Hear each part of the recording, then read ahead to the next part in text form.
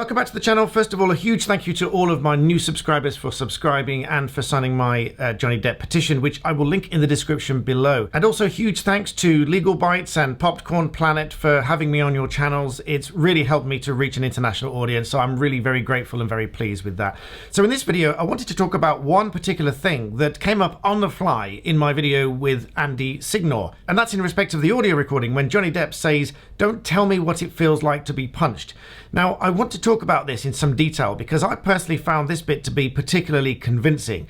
Not only was the audio recording for me particularly convincing, because as I've said in a number of videos, but I'll keep saying it because I think it's really important, that audio recordings are generally a very good source of evidence because they do document exactly what happened at that time. Yes, of course, there can be some subjective interpretation of what was done and said, and things can be said which are known as self-serving statements, such as things that you say just because they help your case.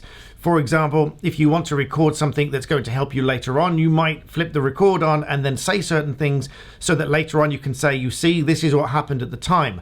But more often than not, you do get a real sense of what was happening at that time. And indeed, I believe that's what happened with these audio recordings in this Johnny Depp trial. Now, I think it's really important that we talk about these audio recordings because the judge in the UK trial said that he didn't place any weight on these recordings. And I don't think that was fair, with all respect to the learned judge, because I think these audio recordings are really important. So in this video, I want to talk specifically about where Johnny Depp talks about being punched. And don't tell me what it's like to be punched. Let me play the clip first so you know what I'm talking about, and then I'll give you some more views on it. And I watched you lie, and then I didn't punch you, by the way. I'm sorry that I didn't hit you across the face in a proper slap, but I was hitting you. It was not punching you. Babe, you're not punched. Don't tell me what it feels like to be punched. You know, even a lot of fights been around a long time.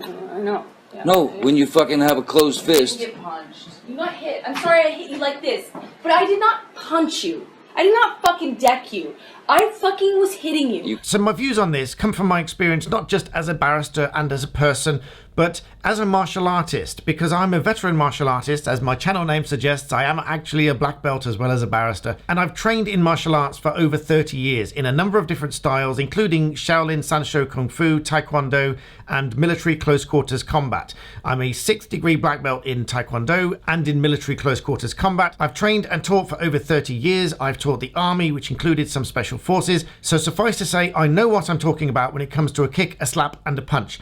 So talking about this audio recording from Johnny Depp here, he says, "Don't tell me what it feels like to be punched." The reason he says that is because in the recording, at least, it sounds like Amber is trying to say that she didn't punch him, rather that she hit him some other way. Maybe it was with a closed fist and she did it like this and she meant that that wasn't a punch, or maybe it was a backhand, or maybe it was a flat hand like this.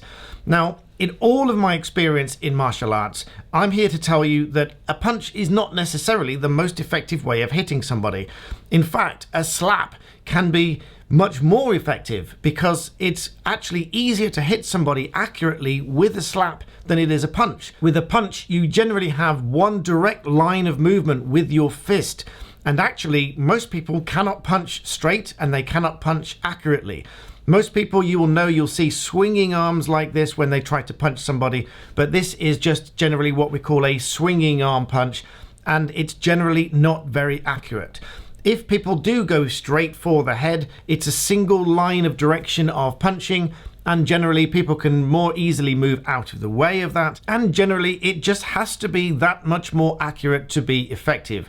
A slap, on the other hand, with an open hand, can come around and much more easily connect with just as much force as a punch. And particularly if it's across the side of the face and the ear, anyone that's ever been slapped will know that how deafening it is and how painful it is and disorienting and uncomfortable it is to be slapped. To have any connection with the ear, it's just incredibly uncomfortable and incredibly painful. Taking a slap one step further, if the hand is closed and it's like a bear claw and you're hitting like this, it has the same level of ease as slapping somebody, but with a closed hand it can be even more powerful because you've got your fingers closed in, it's almost like a fist, and it's extremely powerful and it's extremely painful. Taking an alternative way of hitting somebody, if you're backhanding somebody or back slapping somebody, again, again, this can be done with a lot of force, but again, doesn't need the accuracy that a punch requires. You can use the whole back of your hand, and the margin for error is much easier than it is with a punch.